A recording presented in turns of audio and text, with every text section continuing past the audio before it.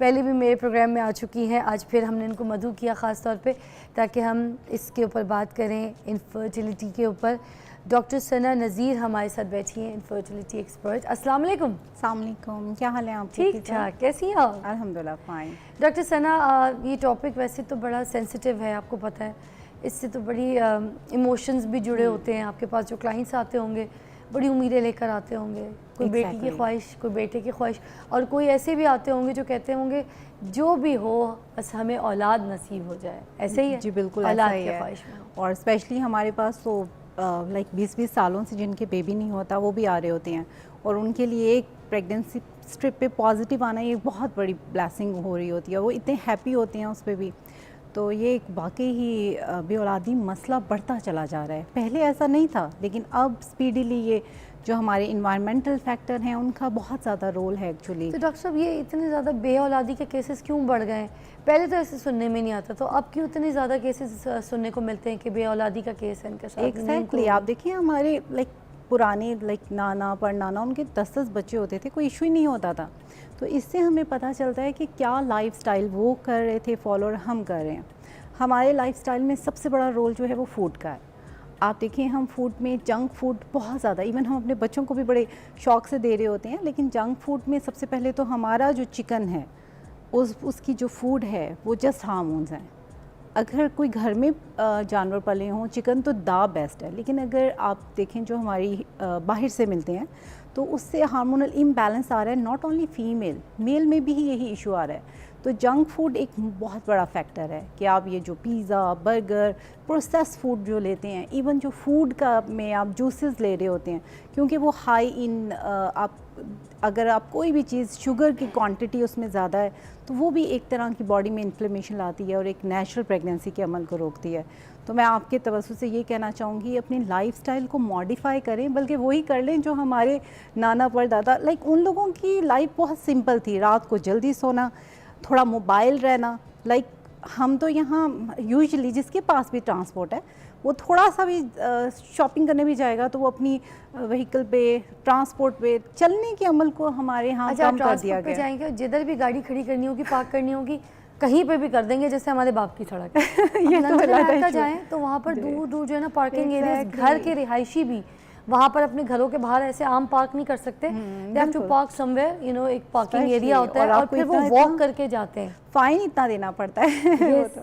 लेकिन लाइफस्टाइल बहुत मैटर करता है, और हमने खुद ही रातों को देर से सोना, सुबह सोते से भी प्रेगनेंसी डिले होती है। आप देखिए हार्मोन है, रिसर्च शो करती है मेलाटोनिन, वो डीप स्लीप में प्रोड्यूस होता है ब्रेन से। अच्छा, और वो एक कॉल में शामिल कर लूं, शबाना की कॉल है, फिर ना हम इसी बातों को डिस्कस भी करेंगे। मगर मैं ये चाहूँगी कि जितने भी लोग हैं जो लाइव कॉल करेंगे अभी, जो डॉक्टर साहब हमारे साथ मौजूद है, कोई आपका मसला है तो प्लीज़ पूछिए। गो हैड। शबाना जी, क्या हाल है जी? अस्सलाम वालेकुम। वालेकुम सलाम। सीजन मैं ठीक हूँ, आप ठीक है? ग्रेट। क्या कहना चाहेंगी, क्या पूछेंगी जी? जी, मेरी ना मैं खुद भी, मेरी सिस्टर है वो भी, और हमारी फैमिली में तकरीबन 13-14 बच्ची हैं जिनके बच्चे नहीं हैं, ठीक है, जिनको ये बेऔलादी का मसला है। मेरे मियाँ की दूसरी शादी है, ठीक है, मुझे पता नहीं है, मुझे बता रहे हैं मेरे रिश्तेदार, मेरे ससुराल कुछ बता रहे हैं कि मेरे मियाँ ने ऑपरेट करवाया हुआ है, जैसे वो मेल नसबंदी करवाते हैं। तो मुझे नहीं पता कि ये क्या मामला है, क्या नहीं है। तो मुझे कैसे पता चलेगा कि ये, मैं उनको कहती हूँ डॉक्टर के पास चले, हम अपना कोई ट्रीटमेंट करवाते हैं, वो नहीं मान रहे। वो कहते नहीं मैं ठीक हूँ, देखो मेरे तो पहले बच्चे हैं, तो मैं प्रॉब्लम है, मैं डायबिटीज पेशेंट भी हूँ, तो प्लीज मेरी कोई सिलसिले में हेल्प करें। आप बात कीजिएगा, आपको समझ आ रहा है प्रॉब्लम है? थोड़ी सी वॉइस का इशू हो रहा है। मैं आपको समझाती हूँ। इनकी दूसरी शादी है, इनके जो हस्बैंड है उनके उस शादी से पहले बच्चे हैं, ठीक है। ये कह रही हैं कि हमारी फैमिली में जो है ना बेऔलादी का मसला है, ओके। अब ये अगर अपने हस्बैंड को कहती हैं कि चलें हम डॉक्टर के पास चलते हैं, हम ट्रीट कराते हैं, तो वो नहीं जाते, वो अपना भी कोई टेस्ट नहीं करवाते। तो इन्हें ये डाउट है कि उनमें प्रॉब्लम है कोई। तो व्हाट यू से? शबाना ने बताया। जी शबाना। अच्छा शबाना, सबसे इम्पॉर्टेंट ये है कि आप बिल्कुल ठीक कह रही हैं, आप दोनों को आना चाहिए इनफर्टिलिटी सेंटर पर और वहाँ बेसिक टेस्ट करवाने चाहिए। और हस्बैंड का तो बहुत ही सिंपल टेस्ट, एक सीमा एनालिसिस होता है जिससे सारी इन्फॉर्मेशन मिल जाती है और उनके लिए भी तसल्ली हो सकती है। देखें, पहले बेबी होना ये नहीं बताता कि अब भी बेबी हो सकता है, माइट भी सेकेंडरी इनफर्टिलिटी हो उनकी तरफ से, पहले बेबी हुए हैं, अब कोई ऐसा फैक्टर आ गया हो लेकिन वो ट्रीटेबल हो। तो बेहतर ये है कि आप दोनों इनफर्टिलिटी सेंटर पे जाएं और उनसे आप जस्ट अपने टेस्ट करवाएं और कुछ टॉनिक्स लें। अगर आप दोनों ठीक हैं तो बात कर टॉनिक रही से हैं, काम। क्या कह रही है जी शबाना? मुझे कुछ रिश्तेदार है, उन्होंने बताया कि आपके मियाँ ने नसबंदी कराई है।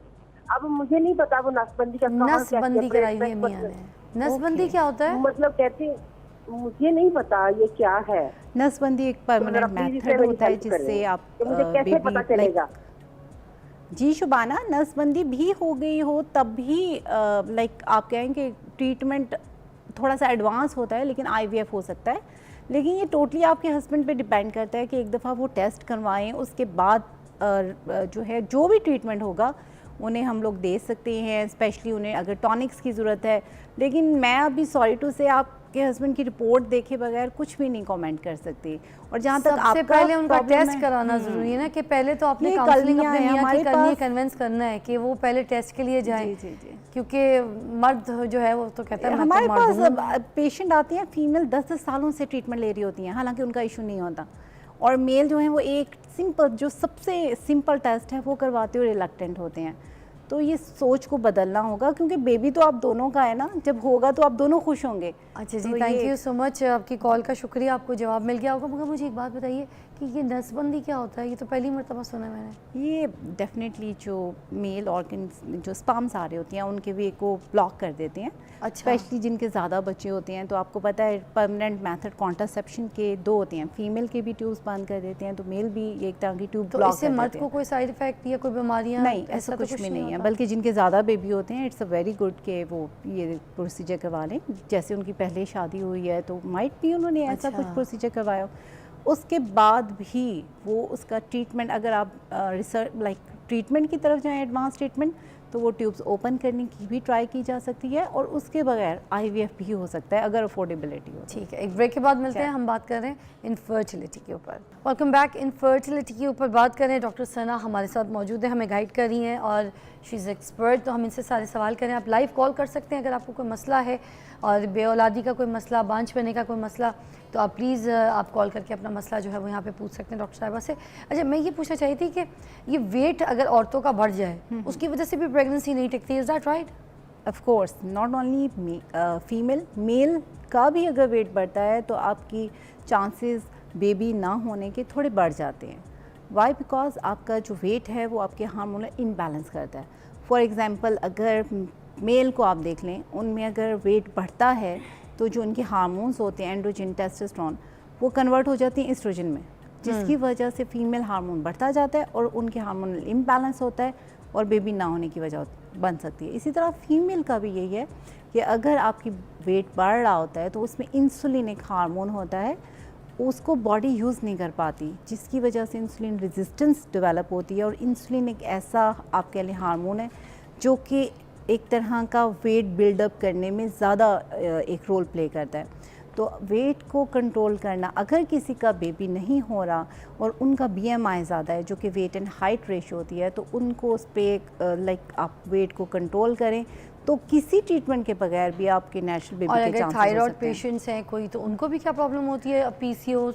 एग्जैक्टली, थायराइड और PCO का एक दूसरे के साथ लिंक है, ये भी एक हार्मोनल प्रॉब्लम है। तो जब थायराइड हार्मोन भी एक हार्मोनल प्रॉब्लम है, और जिसको भी PCO होता है उसमें थोड़ा बहुत थायराइड हार्मोन के लेवल TSH मतलब अगर हार्मोन प्रेगनेंसी होते नहीं हैं, होती तो अपने थायराइड टेस्ट भी थायराइड करवाएं। टेस्ट चेक करवाएं। अच्छा। बल्कि 4 टेस्ट होते हैं, जैसे कि एक FSH, LH है, अच्छा। प्रोलैक्टिन एंड TSH, ये 4 बेसिक टेस्ट हैं और ये ज़रूर करवाने चाहिए। अगर इनसे ही आपको पता चल जाएगा कि क्या मसला है, तो जस्ट कुछ मेडिसिन ही आपके लिए जो हैं वो आपको प्रेगनेंसी PCO के बारे में भी डिस्कस कर लेते हैं। ये तो पहले बताइए देखने वालों को कि ये है क्या और ये क्यों हो जाता है, इससे क्या मसाइल पैदा होते हैं? एक्चुअली PCO एक तो हमारी पॉपुलेशन जो है, एशियन पॉपुलेशन में बहुत कॉमन है, और उसमें हमने देखा है कि आजकल मेरे पास से मैरिड नहीं, अनमैरिड काफ़ी फीमेल्स, गर्ल्स आ रही हैं टीन एज ग्रुप की, और उनका भी यही मसला है, पीरियड्स इरेगुलर हो रहे हैं, चेहरे पे बाल हो रहे हैं और वेट गेन कर रहे हैं। उससे जस्ट आपकी एक फ़िज़िकल तो आपकी हेल्थ पे अफेक्ट हो रहा है, लेकिन मेंटल हेल्थ भी बुरी तरह अफेक्ट होती है, क्योंकि कोई भी नहीं चाहता कि वो हेयरी लगे या वेट गेन हो। तो अब ये होता क्यों तो है? ये हो क्यों जाता है? जी, जी, हाँ, जी, जी। और मतलब क्या एकदम से हो जाता है? इसमें भी डेफिनेटली इन्वायरमेंटल फैक्टर का बहुत रोल है। आप ये जंक फूड बहुत ज़्यादा जो यूज़ कर रहे हैं उसका भी रोल है। डेफिनेटली फैमिलियल, जैसे अभी आपने लास्ट जो कॉल थी शुबाना, उन्होंने बताया कि हमारे बेबीज़ नहीं होते, बहुत सारे लोगों के माइट भी उनकी फैमिली में एक पीसीओ का मसला चल रहा हो, इसकी Inherited. वजह से इनहेरिटेड। लेकिन पीसीओ के लिए मैं यही कहना चाहूँगी, पीसीओ इज़ नथिंग। अगर आपको उसका आइडिया हो जाए उसे कैसे मैनेज करना है, तो आपके एक नहीं 4 भी बच्चे हो सकते हैं। क्यों? अच्छा। क्योंकि आप वेट अगर रिड्यूस कर लेंगी, आप अपनी लाइफस्टाइल को इम्प्रूव करेंगी, यानी आप 40-50 मिनट वॉक करेंगे, आप कुछ ऐसी हेल्दी डाइट लेंगे और कुछ सप्लीमेंट लेंगे, तो आपके बहुत चांसेस हैं कि आपकी नेचुरल प्रेगनेंसी हो तो जाए। क्या वैसे पीसीओ जो अगर कोई पेशेंट है तो पीसीओ हमेशा के लिए ख़त्म हो सकती है अगर उसकी अच्छी तरीके से उसकी ट्रीटमेंट करवाई जाए? देखिए, ख़त्म पीसीओ है तो उसकी सिम्टम कम्प्लीटली एक तरह की ख़त्म हो सकती हैं, लेकिन अगर किसी को पीसीओ है तो है, ये नहीं है कि वो आपको जड़ से ख़त्म होगा, लेकिन आप अपनी लाइफस्टाइल को इम्प्रूव करेंगे तो आपको उसकी सिम्टम यानी पीरियड, आपके माहवारी ठीक हो जाएगी, आपके बेबी हो जाएगा, आपके चेहरे के बाल ख़त्म हो जाएंगे, वज़न कम हो जाएगा, तो और क्या चाहिए। यानी उसके सिम्टम कंप्लीट आप कंट्रोल कर सकते हैं। अच्छा, मर्दों में कौन से ऐसे मतलब बांझपन के मसले जो कभी ठीक नहीं हो सकते? मर्दों में अगर जेनेटिक है, यानी कि अगर फैमिली में ही बेबीज़ कम हो रहे हैं, वो ख़ुद भी एक ही, उनके फादर एक हैं, फिर आगे बच्चा एक हुआ, और आप देखेंगे उनकी फैमिली में टोटल बच्चों की एक तरह की कम तनासुब है बच्चों के होने का। दूसरा जो मेन अगर हम सीम एनालिसिस कराते हैं उसमें स्पर्म्स नहीं आते, जिसे एजोजूस्पर्मिया बोलते हैं, तो उसमें डेफिनेटली बेबी के एक तरह का जो है वो ना होने के चांसेस होते हैं। लेकिन अगर कोई ऐसा हो इशू, तो फिर भी हम उन्हें कुछ ना कुछ सप्लीमेंट देकर एक तरह की जो अगर बायोप्सी कर लेते हैं, लाइक मेल डॉक्टर्स जो हैं वो उसमें से स्पर्म जो हैं प्राइवेट पार्ट में से निकाल कर तब आईवीएफ कर सकते हैं। तो आज साइंस ने इतनी तरक्की कर ली है कि अगर कोई रीज़न्स हों जिसकी वजह से स्पर्म्स नहीं आ रहे, तो उसकी वजह से लाइक उनका छोटा सा ऑपरेट करके चेक कर लेते हैं कि अगर बॉडी स्पर्म्स बना रही है मेल की, तो वो यूज़ करके एक आईवीएफ यानी एग और स्पर्म को यूनाइट करके एक बेबी बनाकर वो उनकी मिसेस में रखा जा सकता अच्छा, है। ये भी बता दीजिए कि ये जो मर्द के कुछ ऐसे मसाइल हैं जिनका इलाज मुमकिन है, वो कौन कौन से हैं ताकि लोग अपनी ट्रीटमेंट करवा लें? जी, मर्द के तो डेफिनेटली है, इसीलिए हम हमेशा इनकरेज करते हैं कि हस्बैंड वाइफ दोनों आएँ, क्योंकि मर्द के जो मेन इश्यूज़ हैं वो स्पर्म जो जैसों में होती हैं उनकी मोटालिटी, उनकी साख्त, उनकी रफ्तार और का इशू होता है। जो रफ्तार है उससे बेहतर किया जा सकता है अगर वो सिगरेट पी रहे हैं उसे 6 मंथ के लिए स्टॉप कर दें।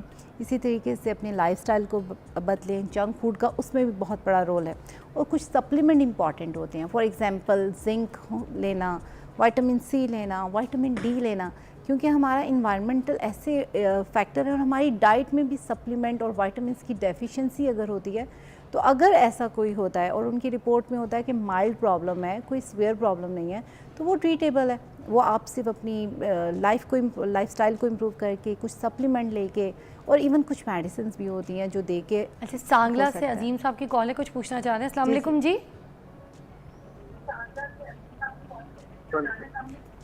जी वालेकुम सलाम साहब। अजीम साहब, टीवी का वॉल्यूम बंद करना पड़ेगा, मुझे आवाज़ नहीं आएगी। हेलो, अस्सलाम वालेकुम। वालेकुम सर। जी, क्या पूछना चाहेंगे अजीम साहब? सर शादी को 7 माह हो गए, शादी को शादी को 7 माह हो गए, ठीक है, फिर? हाँ जी, हाँ जी, 7 माह हो गए, प्रेगनेंट का बहुत मसला आ रहा है, इसलिए आपको मशवरा लेने का डॉक्टर रिपीट कीजिएगा, क्या कह रहे हैं? साहब से मशवरा लेना है भाई। जी, वो मशवरा का सवाल क्लियर नहीं आ रहा उनको। मैं ये कह रहा हूँ, प्रेगनेंट का मसला आ रहा है, मशवरा लेना है कोई। अच्छा, क्या? हाँ जी। अगर 7 महीनों का बता 7 रहे माह हो हैं, गए शादी को, तो बच्चा नहीं हो रहा, मशवरा लेना चाह रहे हैं। 7 महीनों का एक्चुअली, अगर आपकी एज 35 से कम है और लाइक आपकी 40 और आपकी मिसेस की 35 से कम है, तो you need to wait for 1 year. आप नेचुरली ट्राई करें 1 ईयर के लिए, अगर आप लोगों का कोई प्रॉब्लम नहीं है।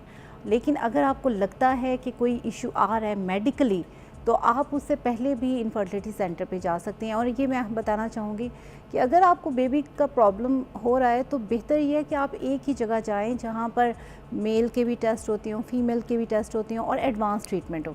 हमारे यहाँ ये है कि कोई भी मेल का प्रॉब्लम होता है तो वो सबसे पहले तो क्वैक से स्टार्ट, हकीमों से स्टार्ट करते हैं, वहाँ से ट्रीटमेंट लेते हैं। उसके बाद फिर वो जर्नली कोई जर्नल डॉक्टर होते हैं, फिजिशियन होते हैं, उनसे सप्लीमेंट लेते हैं।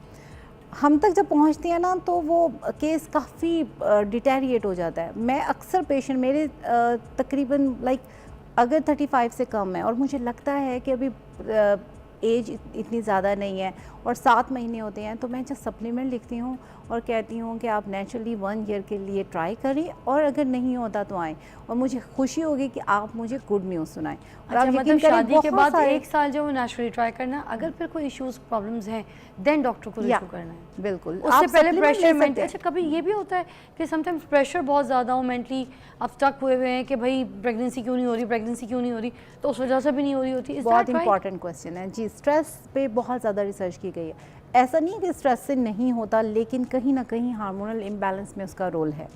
तो कि आपके हार्मोन होते हैं, कॉर्टिसोल, वो इंक्रीज़ होते हैं, तो कहीं ना कहीं आपको स्ट्रेस ही बेबी होने से रोक रहा होता है। तो जो न्यू कपल है उसे स्ट्रेस नहीं देना चाहिए। 1 ईयर तक उन्हें लाइक चाहिए पूरी फैमिली को कि बार बार न्यूज़ का ना पूछें, और स्पेशली उन्हें टाइम दें एक दूसरे के साथ। तो मोस्ट लाइकली तकरीबन आप कह लें 84% तो चांसेस हैं कि they can conceive easily.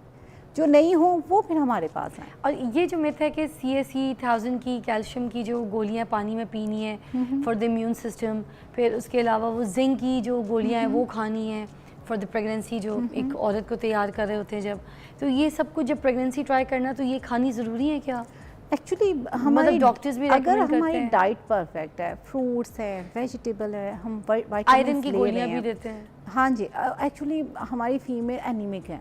Otherwise हमें अगर डाइट, मैं यूके में हूँ तो मैं किसी को भी ना दूँ, जस्ट विटामिन डी ही दूँ क्योंकि वहाँ डेफिशिएंट होता है। लेकिन हमारे यहाँ क्योंकि पहले ही ऑलरेडी इतनी डाइट पे ध्यान नहीं है दिया जाता है और ये जंक फूड पे ज़्यादा यूज़ किया जाता है, तो विटामिन डेफिशिएंसी होती हैं।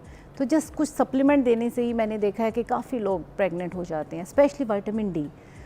जस्ट अच्छा? विटामिन डी जो है वो इतना डेफिशिएंट आजकल आ रहा है कि अगर आप विटामिन डी पेशेंट्स का पूरा करें, हस्बैंड वाइफ का, तो उससे भी काफ़ी अच्छा रोल है। और फॉलिक एसिड हम कहते हैं कि बेबी एबनॉर्मल ना हो इसलिए देते हैं, लेकिन नहीं, और जिंक? फॉलिक एसिड हर मेल फीमेल दोनों के लिए ज़रूरी है।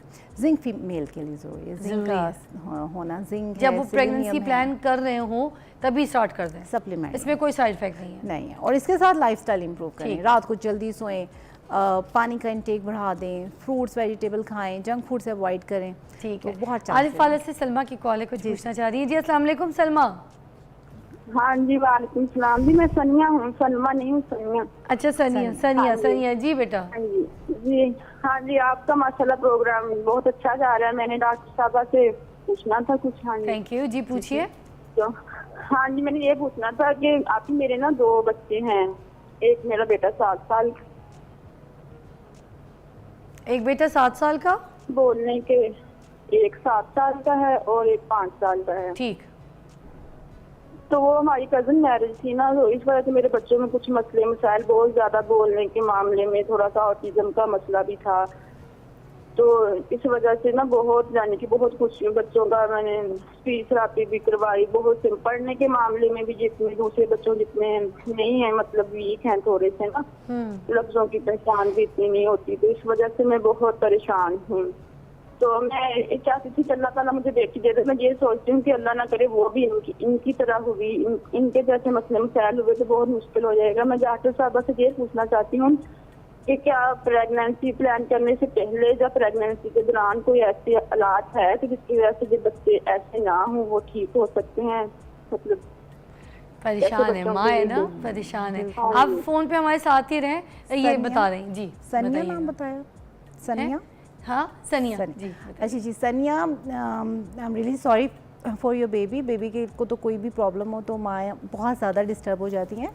और आपका क्वेश्चन भी जेन्युइन है, आपको स्ट्रेस लेवल भी बिल्कुल ऐसा ही होता है, लेकिन ये डिपेंड करता है कि आपके बेबीज़ का प्रॉब्लम क्या है। जेनेटिक प्रॉब्लम कुछ होते हैं जो हर बच्चे में आ रहे होते हैं कि जितनी बार भी आप लोग कंसीव करोगे, और कुछ होते हैं 50%, यानी किसी बेबी में आएंगे और किसी में नहीं आएंगे।